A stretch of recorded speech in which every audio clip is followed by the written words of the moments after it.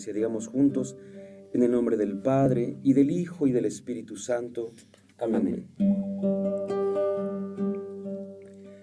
Ante tu presencia santa, ante tu gran majestad, quiero hoy rendirte a ti, Señor, todo mi ser. Levanto a ti mis manos, levanto a ti mi voz. Recibe hoy, Señor, toda la adoración. Te adoro, mi Dios, te adoro, mi Rey. Solo tú eres santo, Señor, te adoro,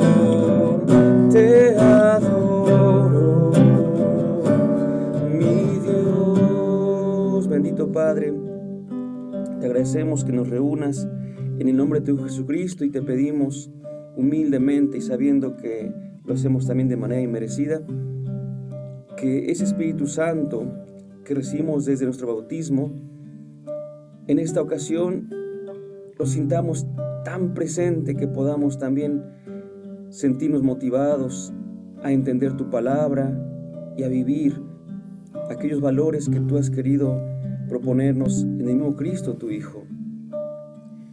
Que podamos, como dice el apóstol Pablo, ser movidos por el Espíritu y poder decir a ti, Padre, y a Jesucristo, Señor.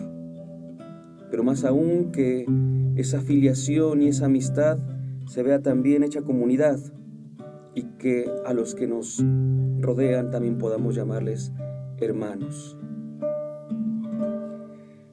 Te adoro, mi Dios, te adoro, mi Rey. Solo tú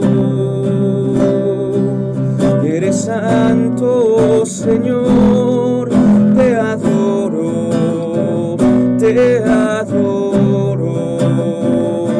mi Dios, te adoro, mi Dios, te adoro, mi Rey. Solo tú eres santo, Señor, te adoro,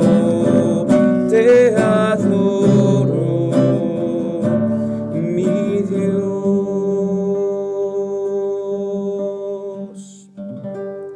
Gloria al Padre, al Hijo y al Espíritu Santo, como era en el principio, ahora y siempre, por los siglos de los siglos. Amén. En nombre del Padre, del Hijo y del Espíritu Santo. Amén. Muy bien. Muchísimas gracias, licenciado. Vamos a darle un poquito más a esta presentación que teníamos para los que más o menos les sonó la voz ahorita en este canto. El licenciado Portilla es la persona que se encargó de hacer nuestro himno, el de Redes Anclados en Cristo. Además de que es pues un laico que siempre está activo, siempre está participando, dando entrevistas, dando conferencias. Es maestro aquí en el seminario y bueno, pues creo que es un buen amigo aquí de todos nosotros en la cabina. Así que nuevamente le agradecemos mucho y le agradecemos que hayamos iniciado con este canto. Yo creo que es un buen punto de inicio, un parteaguas indicado, dado que vamos a hablar acerca de el Espíritu Santo, siendo más específicos, el tema de Pentecostés. El Espíritu Santo, como pues ya más o menos vamos sabiendo aquí, los participantes de Redes Anclados, es el que nos mueve a alabar a Dios, al decirle Padre, ¿no? A darle estas palabras, a mover nuestra oración. Entonces, pues qué mejor persona para hablarnos acerca del Espíritu Santo que alguien que, a mi parecer, pues se deja mover por el Espíritu Santo en nuestros días. Entonces, para dar inicio con este tema de Pentecostés, pues vamos a dar por sentadas algunas cosas, pero no sé si nos pueda dar usted una pequeña introducción acerca de el tema de Pentecostés, para darnos como esta guía de por dónde vamos a irnos moviendo en esta noche. Claro que sí, bueno, pues lo primero que tenemos que ir como aterrizando es que ha habido como distintas etapas, distintos momentos en los cuales se puede interpretar el Pentecostés, ¿no? Es decir, no siempre ha sido lo mismo, no siempre se ha visto de la misma manera. Ahorita me venía a la mente en lo que Jesús estaba compartiendo un poquito, esa presentación, me venía a la mente aquel meme, ¿no? Donde dice, yo cuando llegué todo esto era monte, ¿no? Porque efectivamente a veces vemos ya la construcción hecha, los edificios ya terminados, las ciudades levantadas, pero antes de eso hay algo, antes de eso hay un sustrato en el cual se pone todo esto, ¿no? Y el Pentecostés es una fiesta que en su origen no es cristiana. Entonces, tranquilos, ¿no? Tranquilos, porque luego hay gente que dice, no, entonces se rasgan las vestiduras y todo eso. No, hay que entenderlo, o sea, no porque no sea cristiana se celebra lo que era no cristiano, sino que se cristianiza ese festejo, ¿no? Que es muy diferente a que lo celebremos como se celebraba antes. En primer lugar, se trataba de una fiesta agrícola. Es bien bonito porque cuando uno a lo mejor se acuerde, ¿no? De sus clases de la primaria y la secundaria que decían que los pueblos antiguos se dividían rápidamente en nómadas y sedentarios, ¿no? Así como, la secundaria. Bueno, al menos para mí tiene mucho tiempo de eso, ¿no? Y entonces, pues una de las cosas que hacían los pueblos sedentarios era justamente la siembra y la cosecha. Entonces, era una forma en la cual ellos también tenían esta dimensión de estabilidad, ¿no? Y entonces había un punto muy importante, muy bonito, ya en estos lugares del Oriente cercano, en los cuales se festejaba en primer lugar la cosecha. Pero esto era en los tiempos de lo que hoy llamamos la Pascua, justamente, ¿no? Y más o menos duraba esta cosecha, pues adivinen cuánto tiempo, pues 7 semanas aproximadamente, ¿verdad? Y entonces, pues ya después de que se concluía y se segaba, por así decirlo, se cosechaba, no es la mejor palabra, pero se segaba los últimos granos que eran los más buenos de trigo, ¿eh?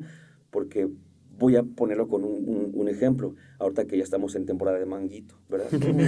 Mangos tan deliciosos y demás, ¿sí? Pero todavía venden los primeros, que están apenas saliendo y que algunos hasta verdecitos están, ¿no?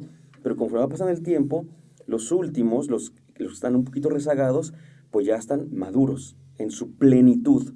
Entonces, cuando llegaba el tiempo de la plenitud de los granos, no de los mangos, allá no, de los granos, sobre todo del trigo y todo esto, ¿no? Entonces se hacía una fiesta porque decían, ya acabamos, o sea, ya se hizo todo el trabajo necesario y ahora pues ya podemos seguir adelante y hay que festejarlo. Entonces, esa era la fiesta en primer lugar del Pentecostés, que no se llamaba Pentecostés, pues el nombre Pentecostés viene de una palabra griega, ¿verdad? Pero pues estamos hablando de culturas que antes de este movimiento helenista de imposición, le llamamos imperio griego, pero no es la mejor palabra de llamarle, pero pues bueno, llamémosla así, imperio griego. ¿Sí? Pues ellos, por ejemplo, en hebreo le llamaban la fiesta de Shavuot. Shavuot significa semana en hebreo, y Shavuot es el plural, semanas. Entonces era la fiesta de las semanas. ¿Cuántas semanas? 7 semanas, justamente, ¿no? Entonces celebraban 7 semanas, o más bien trabajaban 7 semanas, y el siguiente día era la gran festividad agrícola. Con el paso del tiempo, y eso es bien bonito, porque de esta cuestión que es totalmente natural, el pueblo de Israel la adaptó para ellos, y entonces vino un segundo momento en el cual, si me preguntan exactamente por qué, no podría responder cómo se dio ese paso como tal, ¿no? Pero se dio, que en esa misma festividad de las semanas se empezó a celebrar aquel acontecimiento fundante, porque es fundante de la llegada, por así decirlo, al pueblo de la alianza con Dios y de las tablas de la ley, ¿no? Entonces, esa subida al Sinaí de Moisés y que después baja con las tablas de ley, y es lo que, porque tengo que decirlo con esto y sé que lo van a anticipar muy bien, esa bajada de la voluntad de Dios, esa llegada hacia abajo, vaya, de las tablas de la ley, en el monte Sinaí, ahora se recordaba también en esta misma fiesta y pues se recordaba pues una alianza. En tiempos de Jesús, Jesús ya no celebraba la fiesta agrícola, Jesús ya celebraba la alianza, ¿sí? Pero nosotros sabemos, y en eso creemos, que esa fue una primera alianza. Curiosamente, y permítame meter un poquito de ese texto, la verdad es que es importante, nuestra Biblia, si decimos se divide en dos grandes secciones, rápidamente podríamos ir, pues Antiguo Testamento y Nuevo Testamento, pero pues a ustedes los he tenido en clases de Biblia, ¿verdad? Entonces quizá recuerden, ¿verdad? Que la mejor traducción no es Antiguo Testamento, sino Primera Alianza, ¿verdad? Primera Alianza y la segunda y definitiva alianza. El Antiguo Testamento, en su traducción así le llamamos, pero antiguo lo mejor sería primero, y luego el Testamento, alianza, porque todo lo que llamamos Antiguo Testamento gira en torno a esa alianza de Dios con el pueblo de Israel, de la cual Él ha sido fiel, y el pueblo, pues ya sabemos cómo anda. Y después viene, y el cristiano cree en una segunda y definitiva alianza. Eso es también muy importante porque si hay otra alianza, la primera sirve como anticipo, como preparación, pero también tiene que ser superada. Si se queda igual, pues ¿para qué le llamamos segunda alianza, no? Sí, claro.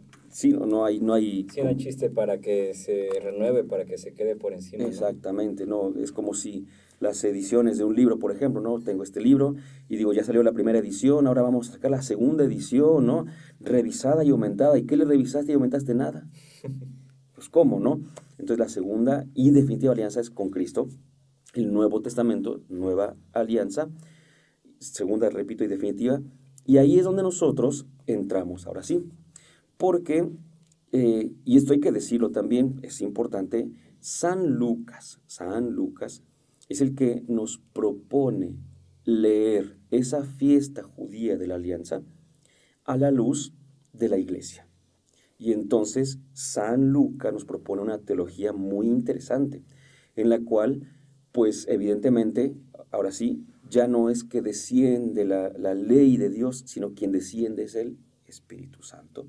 Y ante el Espíritu, pues ya qué más ley puede haber, ¿no? Entonces viene el Espíritu, desciende, y como en su momento se dirá también, esa nueva ley no se escribe en tablas, sino en los corazones de las personas. Y es una relectura muy bonita de este acontecimiento que los judíos, repito, trasladaron para su fe y ahora lo trasladaron para la nuestra. Entonces, a eso iba, ¿no? Al principio. No es que nosotros celebremos la fiesta ni la judía ni la agrícola, sino que basándonos en estas festividades, incluso en el aspecto temporal, es que celebramos un nuevo Pentecostés, una nueva forma de hacer Pentecostés, ¿no? Y bueno, pues ahí está, y ahí llegamos a lo que ahora sí pues ya conocemos, ¿no? Pentecostés, 50 días después de la Pascua, Pentecostés, la llegada del Espíritu Santo a los apóstoles y María, y sobre otros más, por supuesto, aunque, bueno, eso después hablamos. Pero bueno, de entrada. Sí, de entrada. Muy interesante todo lo que acaba de usted de comentar, y cómo es eso, ¿no? De que algo que venía ya desde hace tiempo lo hayamos adoptado nosotros los cristianos, ¿no? Y que va cambiando continuamente, ¿no? Por ejemplo, los judíos lo celebraban de otra forma, ¿no? Y nosotros como cristianos también tenemos una forma especial para celebrar este tiempo de Pentecostés, como usted lo acaba de mencionar, ¿no? Pero aquí me gustaría preguntarle, ¿no? ¿Cuáles serían las diferencias que hay entre la celebración, tanto la judía como la cristiana, ¿no? En este tiempo que nosotros, ¿no? Bueno, como cristianos, ¿cuál sería la gran diferencia entre como lo celebraban los judíos a como nosotros lo celebramos actualmente como cristianos? Es buena pregunta, en primer lugar, porque, fíjense nada más, por ejemplo, los judíos tenían varias fiestas, los judíos eran de fiestas. Y el Pentecostés era la segunda festividad más importante, la que los obligaba, por así decirlo, a ir al templo. Ahora que preguntas cómo le hacían, ¿no? Pues iban al templo y recordaban, rememoraban y hacían ritos que hacían esta actualización de su alianza con Dios, ¿no? Ya decía hace ratito, de la fidelidad que Dios ha tenido con su pueblo. Y ellos lo que hacían mucho era recordar esta frase que es impresionante y que nunca la hemos terminado de valorar, y es: yo estoy con ustedes. ¿sí? Entonces en el Pentecostés, la alianza, vaya, cualquier alianza con Dios es Dios recordándonos, yo estoy con ustedes. Y es lo que el pueblo judío celebraba. Y aquí entra un poquito la gran diferencia entre la doctrina y la vivencia de nuestra fe, ¿no? Porque, pues ciertamente, como que en el año tenemos 3 festividades muy importantes, también nosotros, para empezar, tenemos también muchas fiestas. Si los judíos tenían muchas, nosotros tenemos más, ¿verdad? Todos los días tenemos una festividad. Pero la fiesta que llamamos Fiesta del Padre es la Navidad. Algunos la consideran como una fiesta del Hijo, porque es el nacimiento de Jesús, pero se enfoca mejor en la paternidad de Dios. La Pascua es la festividad del Hijo, propiamente. Y el Pentecostés cierra justamente la revelación y la festividad para con Dios como el centro, ¿no? Es la fiesta del Espíritu Santo. El Pentecostés sí le llamamos la fiesta del Espíritu Santo. Solo que, y ahí viene la cuestión de la distinción, lamentablemente nuestro pueblo no está muy habituado al Pentecostés. Hace ya varios años, muchos, un teólogo de nombre Antonio Rollo Marín escribió un libro que se llamaba El Gran Desconocido, haciendo alusión al Dios desconocido del que habló San Pablo en el Areópago, que decía, atenienses, no, pues yo veo que creen en muchos dioses, pero hay un nicho que dice al Dios desconocido, de ese vengo a hablar. Y él, obviamente, al hablar del gran desconocido, se refería al Espíritu Santo. Porque yo solo decía esta frase, ¿no? Creo que también la aprendí, que cuando nos ponen o nos suelen dar alguna imagen de la Trinidad, es el viejito, el Señor y la palomita buena onda, ¿no? Entonces, así como que el Espíritu siempre se ha visto relegado en ese sentido, ¿no? Conocemos mucho la acción y la actividad de Jesucristo, lo cual es perfectamente bueno, pues necesario, a más no poder, pero no conocemos tanto del Espíritu Santo. Voy a poner un ejemplo así muy sencillo, ¿no? Hace varios años, y aquí no hay problema en que sean tantos años o menos, porque estábamos en un retiro de líderes de grupos, ¿no? Entonces, estábamos justamente allá, antes de que estuviera el Auditorio Miguel Sáenz y todo eso, estábamos en el anexo de la casa de la iglesia, no crean que el anexo de otro. Y me acuerdo que quien nos estaba dando la charla hablaba del Espíritu Santo, y entonces tranquilamente dice, a ver, bueno, muy bien, denme una cita donde aparezca el Espíritu Santo. Callado. Y empieza a hablar, tú, no, tú tampoco. Gente que tenía añísimos. De por sí sabemos que si pedimos una cita en general, no la vamos a decir, pero al menos podemos tener una mínima idea, toda chueca si quieren, pero una mínima idea.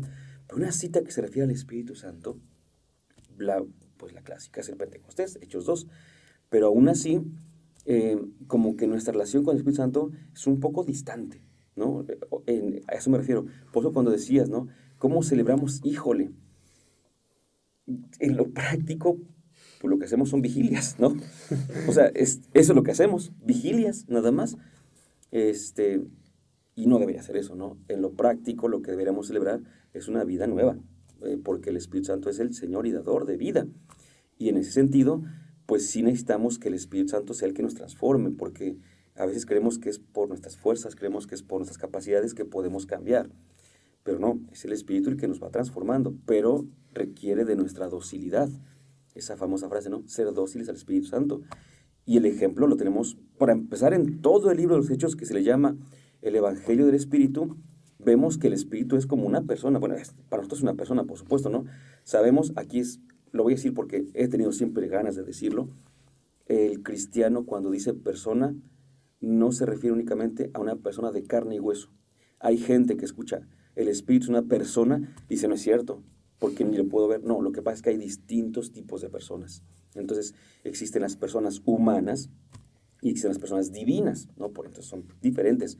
Tienen una cualidad que las hace ser personas, pero no es la cuestión del cuerpo y demás, ¿no? Y ahí lo vemos, repito, como una persona, y ahí vemos claramente cómo, a mí me encanta ver cómo San Pablo dice, quiero ir a evangelizar por allá. San Pablo, que era buenísimo evangelizando, quiero ir por allá. Y dice el Espíritu, no.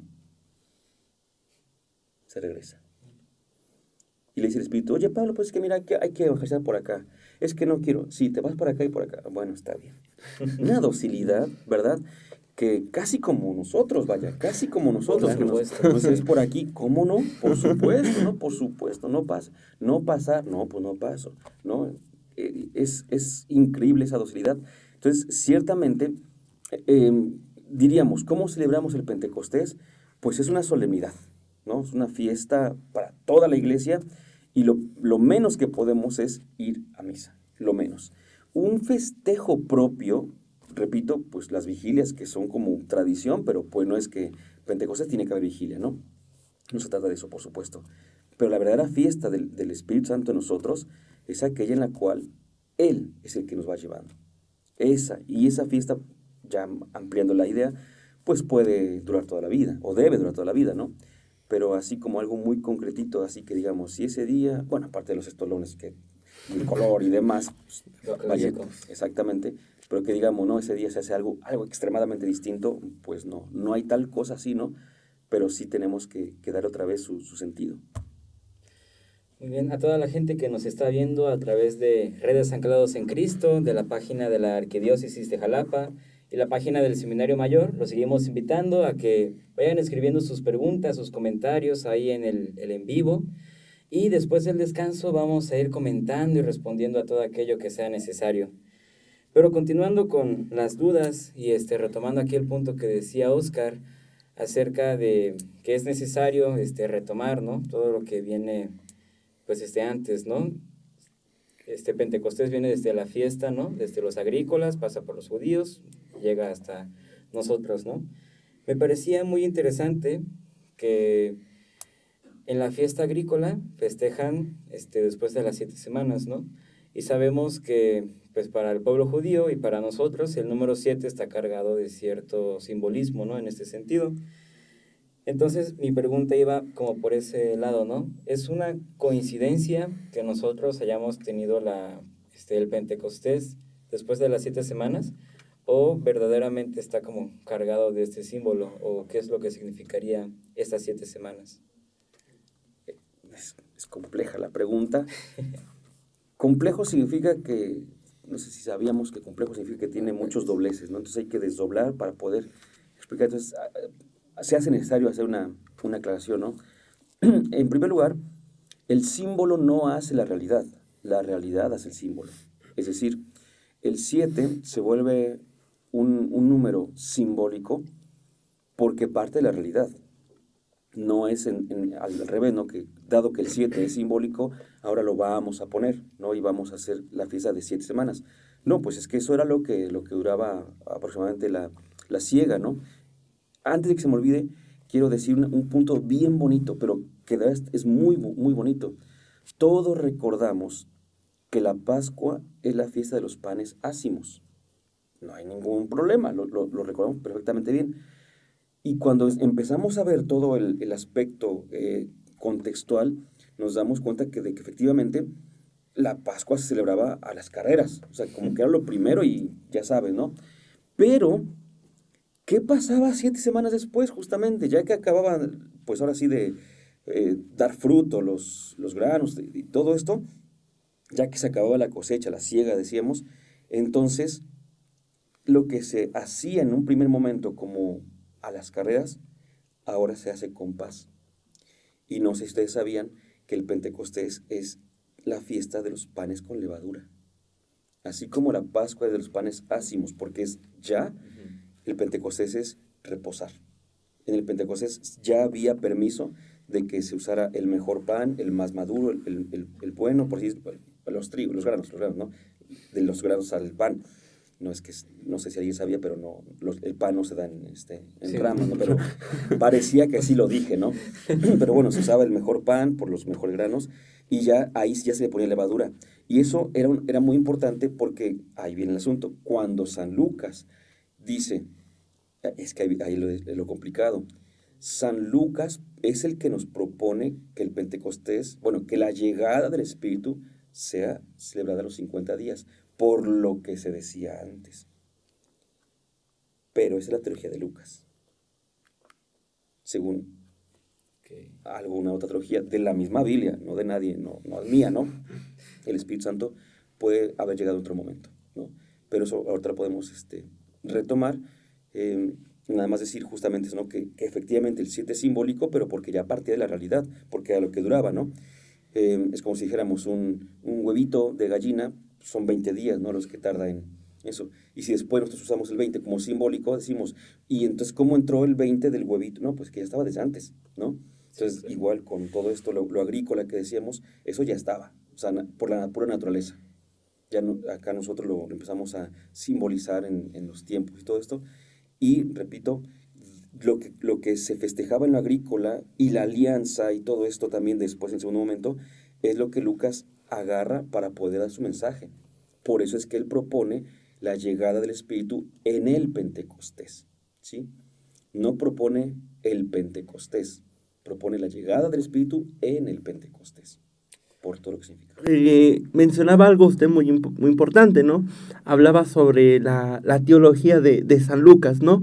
Pero, bueno, creo que es también algo interesante saber, ¿no? ¿Cuál es la opinión que tienen las otras teologías sobre la venida del Espíritu Santo? Yo creo que es una pregunta que también sería muy interesante, ¿no? De que a lo mejor nuestros espectadores también, pues, tendrían esa duda. Pues básicamente todo parte de la idea que se tenga de la misma resurrección, ¿no? La resurrección y la glorificación, y uso esa palabra porque justamente es la que nos da pie a una segunda interpretación, por lo menos, ¿no? Y hablo de los evangelios, ya otras posturas pues también. A ver, vamos por partes. Según la narración de San Lucas, pues Jesús resucita, permanece durante 40 días hasta que asciende a los cielos. Esto, que también podríamos llamarle glorificación de Jesús, sucede entonces a los 40 días, insisto, y es la fiesta de la Ascensión, y 10 días después es la fiesta del Espíritu Santo. Pero, y como siempre les digo, pues leamos la Biblia, ¿no? Yo creo que ahí está el punto. Si aprendemos a leer la Biblia, ahí está el punto que nos va a ayudar muchísimo. La teología de Juan, por ejemplo, ¿qué es lo que dice Juan el Evangelista? Pues si recordamos, dice el capítulo 20, que estaban todos reunidos, lo acabamos de leer no hace mucho, unas cuantas semanas, ¿no? Estaban todos reunidos, con las puertas cerradas, ¿se acuerdan? Y dice que entonces Jesús se aparece en medio de ellos, ¿no? ¿Y qué les dice? La paz esté con ustedes. Como el Padre me envió, también yo los envío. Y dicho esto, sopló el Espíritu Santo. Ahora bien, si ese dato lo enlazamos con el mismo Juan, tenemos un error muy constante nosotros, y es mezclar evangelios.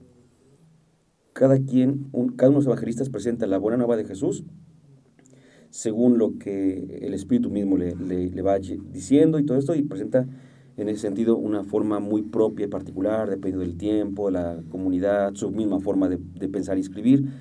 Entonces nosotros solemos mezclar mucho los evangelios. Por eso es que aquí, por ejemplo, en este caso, les estoy diciendo, vayamos al mismo Juan. Y en el capítulo 7, versos 37, 39, 30, 40, dice ahí que el último día de la fiesta, el más solemne, Jesús puesto en pie, gritó: vengan a mí todos que estén sedientos y beban de mí, porque es escrito, de su seno correrán ríos de agua viva. Y dice entonces, esto lo decía Jesús refiriéndose al Espíritu Santo, que todavía no había, porque Jesús no había sido glorificado.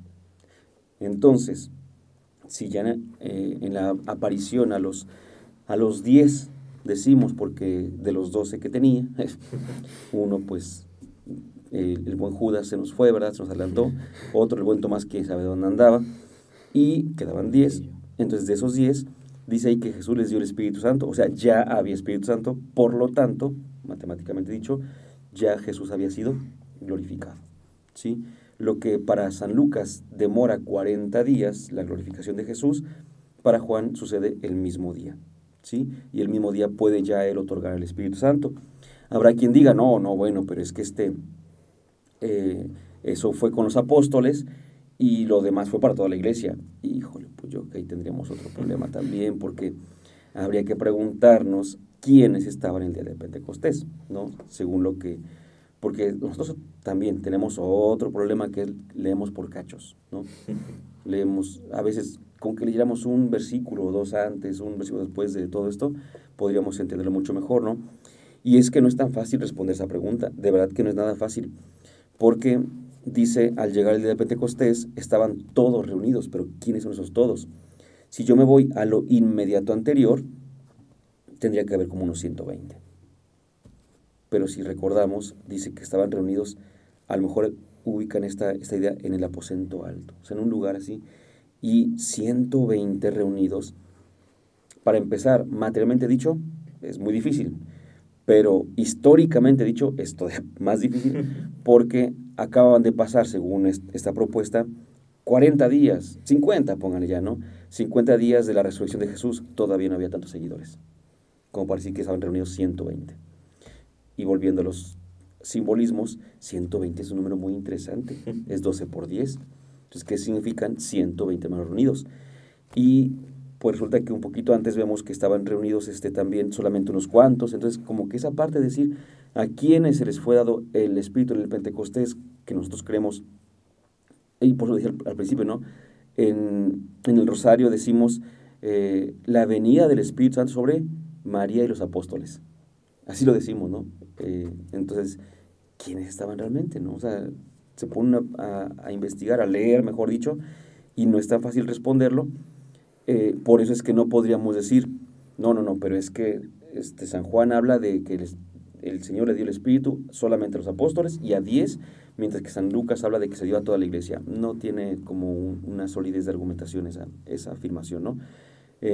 Más bien, repito, se puede entender cuando sabemos que cada uno tiene su propia teología, ¿sí? Su propia forma de entender el misterio y de presentar el misterio a todos los demás, ¿no? Esa es su teología, cómo entiendo y cómo presento el misterio. En lo esencial nunca tendrán ningún problema, nunca ninguno, pero en aquellas cuestiones que pueden ser dialogadas, lo pueden poner como ellos vean mejor, ¿no? Para sus comunidades, no pasa nada. Lo que pasa es que nosotros no somos un poquito necios a veces, ¿no? Para leer la Biblia y para entenderla y decir es que esto así lo dice y aquí, pero no es la forma correcta de leer la Escritura, ¿no? Entonces, por lo menos hay esa otra teología que el Espíritu llega el mismo día. Lo mismo pasa con el nacimiento de la iglesia. Ustedes van a escuchar en Pentecostés, que es cuando nació la iglesia, ¿no? Pues también está la teología de Juan, en la cual nace en la cruz, ¿verdad? Recordemos esta frase muy famosa: así como del costado abierto del primer hombre nació su esposa, del costado abierto del segundo y gran hombre, el nuevo hombre, nació también su esposa, la iglesia. Entonces, en ese sentido, en la teología de Juan, la iglesia nace en la cruz. Pero en la teología de Lucas podríamos decir que nace la iglesia en el Pentecostés. Yo suelo decir que es cuando se manifiesta. Y, bueno, aquí diría que humildad aparte, pero no, yo no conozco la humildad, entonces ni siquiera tengo que decirlo, ¿no? Me dio mucho gusto porque yo esto lo afirmaba y una vez leí que alguien más también lo decía, ¿no? Que es cuando se manifiesta, y ese era Juan Pablo II, ¿no? Que también decía que se manifestó. Entonces digo, bueno, pues no estaba tan mal, tan desquiciado, ¿verdad? Es un cualquiera, ¿no?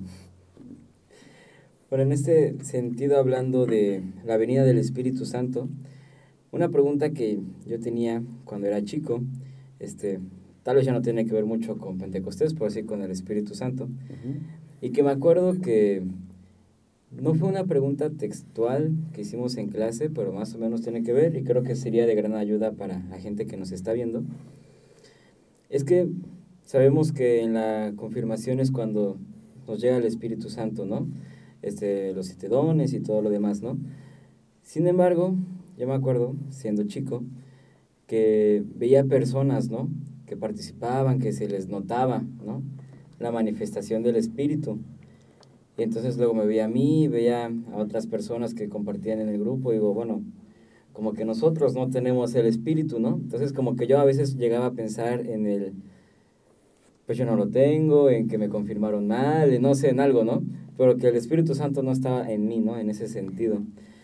Ya luego, digo, en alguna de sus clases, comprendía que era, más que nada que no, pues se dejaba manifestar, ¿no? Que no se dejaba brotar en este sentido. Entonces, no sé si pueda dar una palabra al respecto. Sí, bueno, es también muy interesante, ¿no? La propuesta, porque efectivamente a veces lo que queremos son cosas muy concretas, ¿no? y queremos verlo. Bueno, para empezar tenemos que decir que somos diferentes, ¿no? Y que una de las grandes características de la iglesia es la unidad en la diversidad, porque así como la iglesia en sí misma, como San Pablo lo decía, ¿no? Como un gran cuerpo y cada uno tiene una función distinta, como personas también somos muy diferentes, ¿no? Y si yo, permítame que mencione así como tres estereotipos, pero permítame tantito, si yo le digo a Juan Gabriel y le digo a, por eso permítame el estereotipo, ¿no? A Pablo Picasso y le digo a Miguel Ángel del Renacimiento y todo, que hagan una manifestación de su amor por una persona, no van a hacer lo mismo. Juan Gabriel va a hacer una canción, ¿verdad? Sí. Picasso va a hacer una pintura, un poco rara, por cierto, para nosotros, a lo mejor para él estaba muy bien. Y Miguel Ángel es el que de hecho va a decir, bueno, dime qué quieres, porque te puedo hacer o también una pintura, unos murales muy preciosos, o una escultura también, ¿no? Entonces, cada persona es distinta. Entonces, eso lo digo de entrada, por lo que decías justamente al principio, que a algunos se les puede como notar, por así decirlo, ¿no? Pero notar de acuerdo con nuestras categorías. Es decir, yo creo que una persona que tiene el espíritu es así. Y eso es muy peligroso, porque juzgamos a las personas que no se ven como tal, decimos, no tienen espíritu, pero para nada. No, claro, hay cosas, si alguien vive la mentira, pues no tiene el espíritu en ese sentido, no lo deja actuar, que, mejor dicho, ¿no? Si alguien vive en la mentira, si alguien vive en la infidelidad, en el odio y todo eso, pues claro. Pero si tú me dices, es que cuando ora no levanta las manos, cuando ora no se hinca, cuando comulga, ¿no? No cierra los ojitos, ¿no? ¿Qué tiene que ver, no? Entonces, ahí es cuando empezamos justamente a hacer distinciones innecesarias, porque olvidamos que cada uno manifiesta su amor de distintas maneras, ¿no? Por eso, tantos pleitos que vemos el día de hoy, que venía pensando, camino hacia acá, que dice que el Espíritu llegó estando todos reunidos, lo que decíamos ahorita, no estaban todos reunidos. Y yo decía, bueno, es que si hacemos un análisis crítico pesimista, dirían, bueno, el Espíritu quiere llegar, pero nos ve a todos realejados, unos de otros, ¿no? Porque obviamente tanto dentro de la misma iglesia, que es lo que más podría contar, vemos como algunos grupos se llegan como a proclamar como que el Espíritu es patrimonio suyo. Y dices, no, o sea, definitivamente no. Ni siquiera es patrimonio de la iglesia del Espíritu Santo. O sea, el Espíritu Santo es el dueño, no el tesoro, ¿sí? Nosotros creemos, es que tú tienes el tesoro del Espíritu. No, Él te tiene a ti. Entonces, que podamos entender esa parte nos va a ayudar muchísimo, porque entonces ya no vamos a decir, ya no vamos a querer manejar el Espíritu a nuestra conveniencia, sino que vamos a decirle, pues manéjanos tú, ¿no? Tú llévanos, tú haznos callar cuando tenga que callar, tú haznos hacer lo que sea necesario, ¿no? Y en ese sentido es que mucha gente podría, miren, voy a comentar un ejemplo muy sencillo, ¿no? Y lo comento porque yo creo que ya caducó, ya prescribió como delito, ¿no? Que lo contara, que lo cuente, mejor dicho, ¿no? En un campamento, hace muchísimos años, mínimo unos 25, imagínense, ¿no? Usted no había nacido, creo. No, o iba naciendo apenas, no sé, pero yo ya estaba grande. Entonces fuimos a este campamento y yo llegué después, justamente como un día después, y me acuerdo que llegué a preguntar, obviamente, ¿no? ¿Cómo van? ¿Qué están haciendo? Y alguien me quiso contar una experiencia que había tenido y dice, es que fíjate que aquel cuate, el que se ve, perdón, pero el que se ve como que más payaso, más sangrón de todo el grupito que viene, dice, hizo algo bien interesante, así, a ver, cuenta.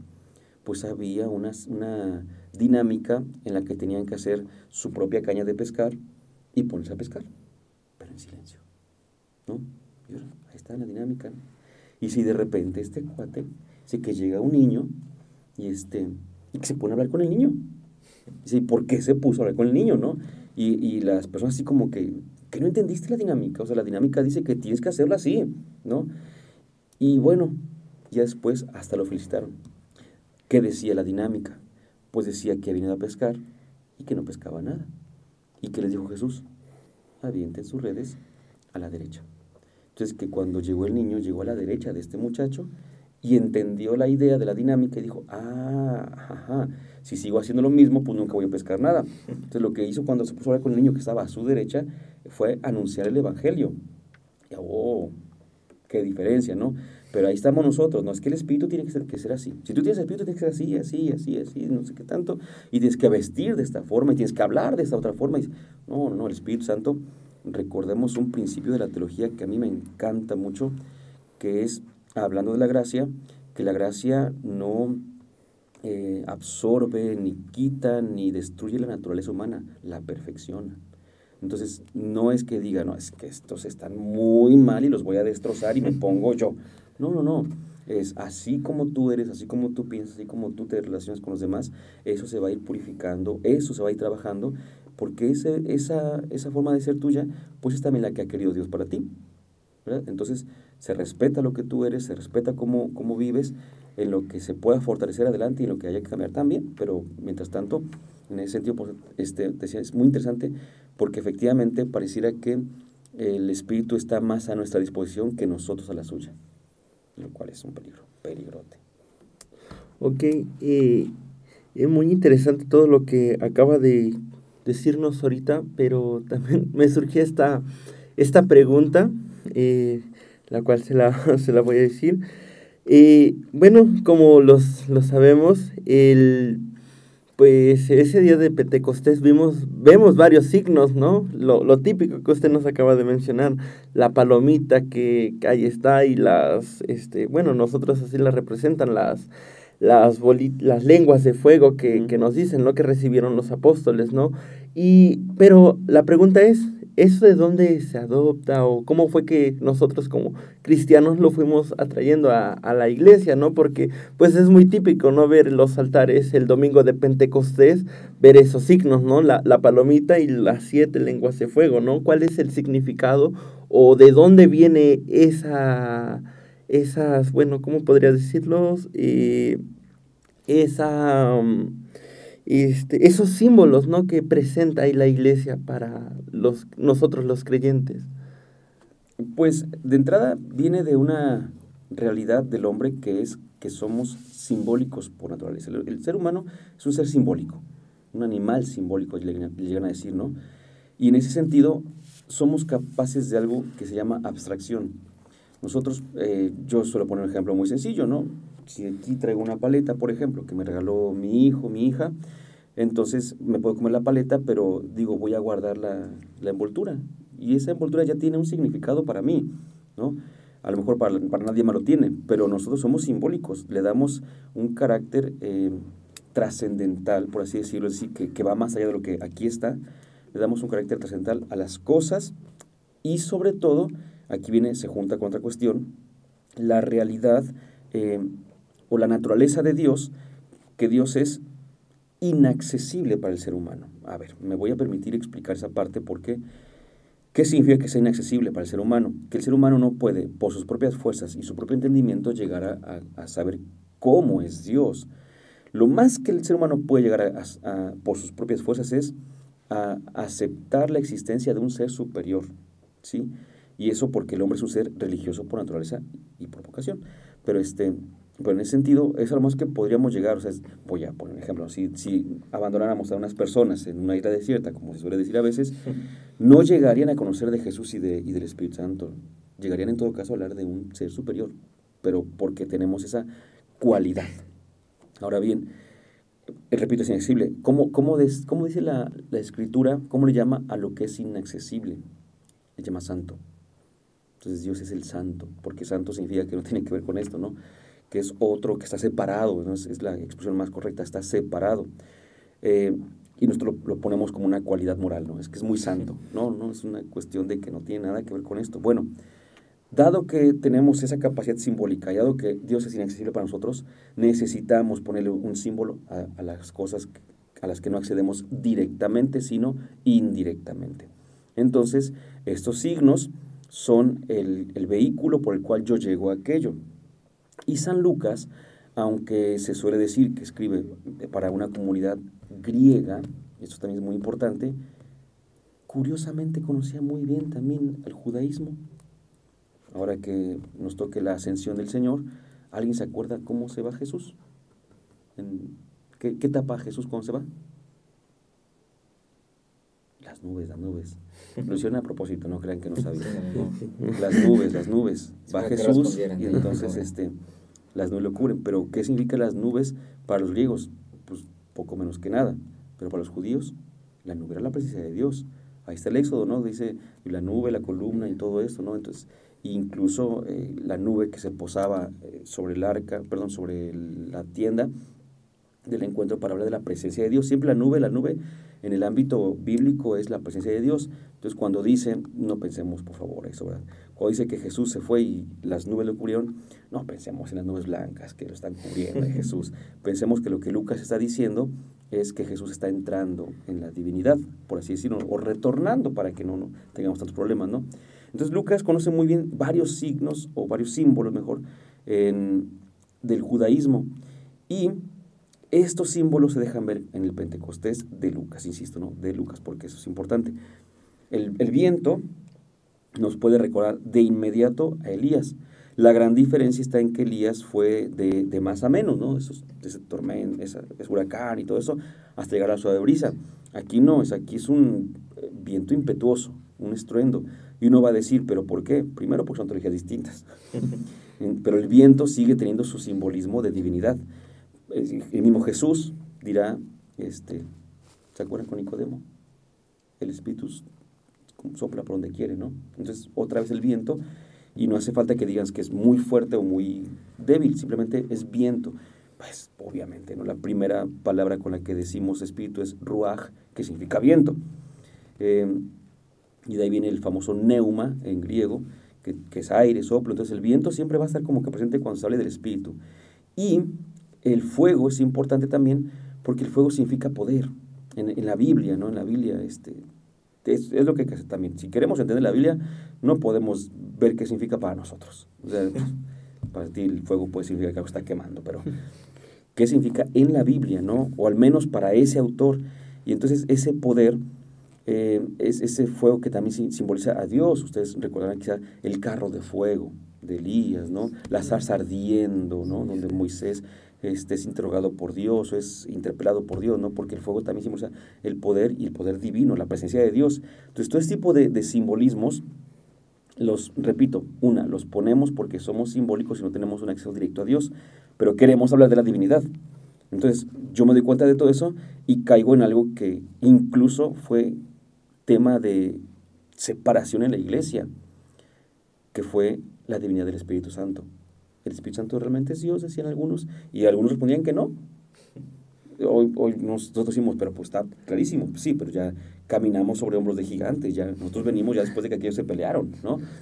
Entonces, pero había muchos cristianos que decían que el Espíritu Santo no era Dios, pero pues ahí estamos viendo que justamente Lucas nos propone la divinidad del Espíritu Santo en estos mismos textos o simbolismos. Y pues el de la paloma, ¿no? Que también solemos mencionar mucho. Aquí hay una curiosidad muy interesante, que en realidad no dice que sea una paloma, pero así lo hemos traducido, sino que desciende como una paloma, ¿sí? Eso es lo más correcto, que quiere decir que desciende con suavidad, como cae una paloma, ¿sí? Que a veces uno escucha, también es cierto, uno escucha, si pensamos en las palomas que conocemos, ahí sí, descienden con una suavidad increíble, pero ya estando en el suelo hacen un ruido. No sé si han visto eso, que aterrizan y hacen un aleteo, dices, sí que hay una paloma. Pues algo parecido, llega el Espíritu a nosotros con una suavidad, pero ya estando nosotros, alborota todo, ¿no? Entonces, es ese tipo de cosas, no es que sea una palomita, pero pues ya que lo entendimos así. Y hay otros, ¿no? Que es el agua, que es el aceite también, por ejemplo, ¿no? Y tantas cosas que usamos, repito, porque no tenemos un referente directo. Al único al que podemos referirnos directamente es a Jesús, y hasta eso, con varias limitaciones, por supuesto. Y ya a Dios Padre, pues por medio de Jesús, pero el Espíritu Santo sí nos queda un poquito más lejos en ese sentido. Muy bien, muchas gracias, profe. Previo a dar la conclusión y todo lo demás, nos comentaba al inicio de la transmisión que tenía preparada una pequeña pues dinámica con la guitarra y los cantos y demás. Entonces, no sé si nos pueda apoyar en ese sentido, moviéndonos el Espíritu Santo. Que, Como bueno, bien sabe, con su canto, con su voz, que para los que no sepan, el maestro siempre hace muy buenas horas santas, siempre mueve los corazones, entonces es un gusto que podamos hacer esto en la cabina de Redes Anclados. bueno, en primer lugar, te agradezco por supuesto las palabras. No es que trajera una dinámica preparada, ¿no? Yo nada más decía que podríamos cantar. Así, Pues y cantemos. así como hicimos al principio, y en este caso con un canto que la verdad es que sí me ha ayudado mucho en el proceso de entrar en oración, tanto a mí como a muchos otros, ¿no? Pero pues cada quien tiene también su momento en ese sentido. Por ejemplo, a lo mejor alguien que nos escuche quizá puede ir manejando, ¿no? Y si yo digo cerramos los ojos, pues ni modo, no los cierres, por favor, ¿no? Por favor. Pero alguien que a lo mejor está en su casa tranquilamente, bueno, pues podría ser, ¿no? Y bueno, más bien agradecemos mucho que el Señor nos pide, nos invita a que seamos también esos vehículos, ¿no? De su paz, de su gracia. No lo rechazamos porque a mí no me gusta decir, no, todo es Dios, ¿no? Porque, pues, si no, estaría despreciando el don que me da de la vida, para empezar, ¿no? Si no, dice por ahí, ¿para qué vivías? ¿Para qué nacías? Si no sirves para nada, ¿no? Al contrario, somos muy valiosos, somos a los ojos de Dios súper valiosos, y por eso que nadie se sienta menos, ¿no? Tampoco que nadie se sienta más. Pero que podamos nosotros, en ese sentido, decir sí y agradecer, porque es grato que los hombres vean nuestras buenas obras y que brille nuestra luz, pero que agradezcan a Dios, que den gloria a Dios, ¿no? Entonces, pues bueno, concluiremos después del canto, por tanto. Entonces, pues agradeciendo también a todos este momento, este canto. De hecho, hablando de las santas, hace un par de semanas, no, pues sí, 1 o 2, fuimos con la pastoral vocacional, ahí lo cantamos. Recientemente en la diócesis hermana de Córdoba también lo cantamos, y me gusta mucho. Usa justamente el símbolo del Espíritu como viento, precisamente, ¿no? Y ahí le vamos pidiendo, ¿no? Es eso, decirle: viento, aquí por ejemplo digo rápido: viento, no te detengas, llévate todos mis miedos, ¿no? Viento, enciende mi hoguera, porque el viento siempre aviva. Toca mi alma, aviva mi corazón y dame tus sueños, ¿no? A mí me gusta mucho esa parte, porque cuando nosotros soñamos, a veces soñamos según lo que conocemos, ¿no? Y a lo mejor una persona lo más que ha como que soñado es terminar la primaria, por ejemplo, ¿no? Voy a decir algo, es un ejemplo muy sencillo, ¿no? No es algo real de la dignidad humana, sino es un ejemplo nada más. Dice: yo sueño con terminar la primaria porque en mi pueblo hay primaria, ¿no? Pero hay gente que dice: bueno, yo sueño con terminar no nada más la primaria ni la secundaria, sino la preparatoria, ¿no? En ese pueblo, no, pero ¿tú qué sabes de la preparatoria, no? No, pues es que mis sueños van mucho más allá, ¿no? En ese sentido es que siempre nosotros hay que aprender también a soñar según lo que el Espíritu sueña para nosotros. No según lo que nosotros creemos nada más, sino según lo que Él quiere para nosotros. Vamos pues entonces a adentrarnos en este momento en una oración que pueda concluir y que pueda también ir como que haciendo esta colecta, haciendo uso del nombre de la oración de la misa, haciendo esta colecta de nuestros sentires, de nuestros pensares, pero sobre todo que nos vaya llevando también a permitirnos decirle a Él que tome el control.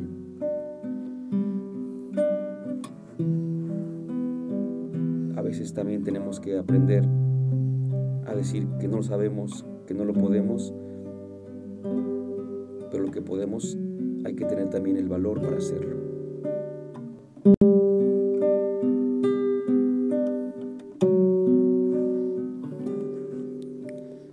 Viento, no te detengas, lleva contigo todos mis miedos lejos. Viento, enciende mi hoguera, toca mi alma, aviva mi corazón y dame tus sueños,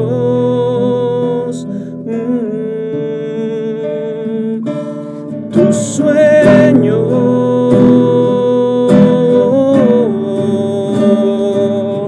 viento,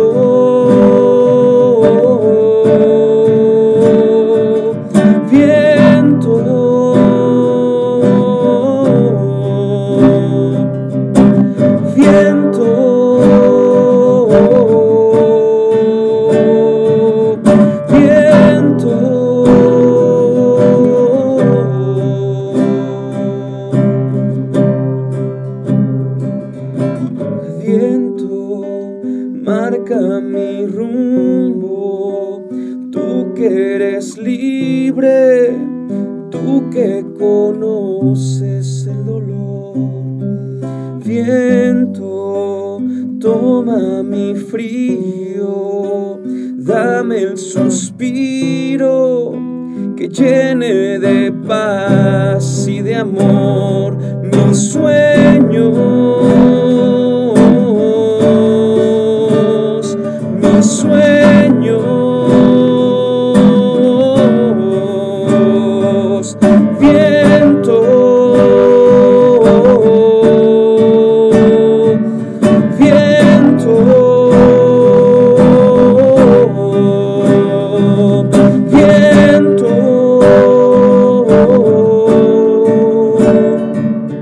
viento,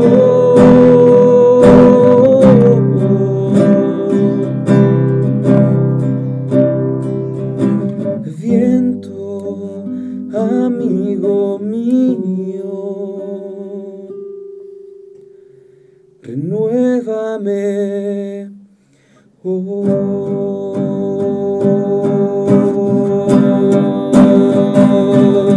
Viento,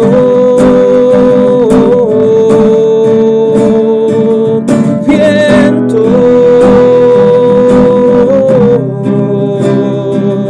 viento, viento.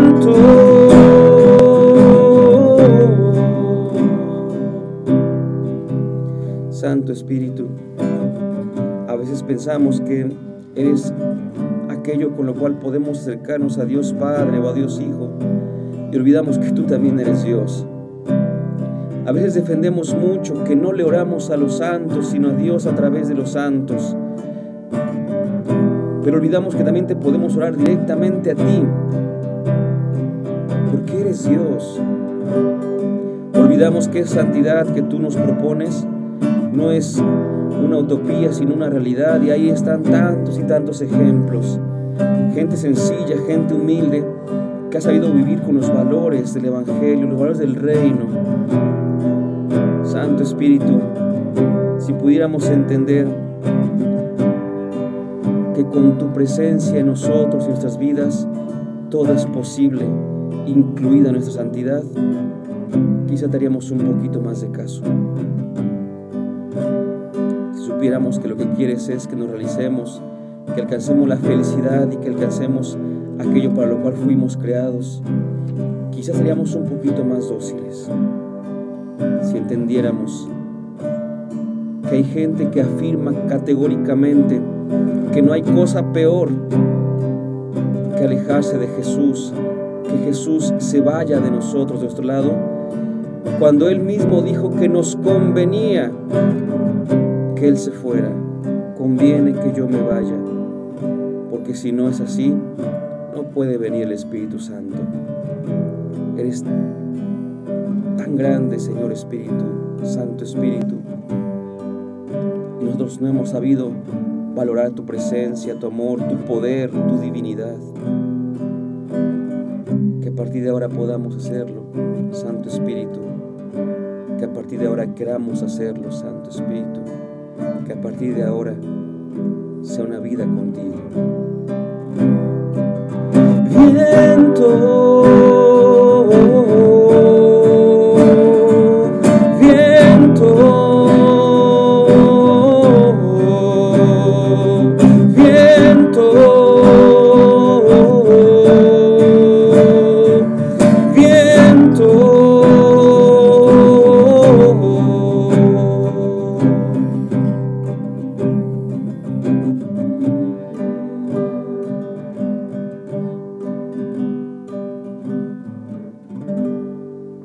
Gloria al Padre, al Hijo y al Espíritu Santo, como era en el principio, ahora y siempre, por los siglos de los siglos. Amén. En nombre del Padre, del Hijo y del Espíritu Santo. Amén.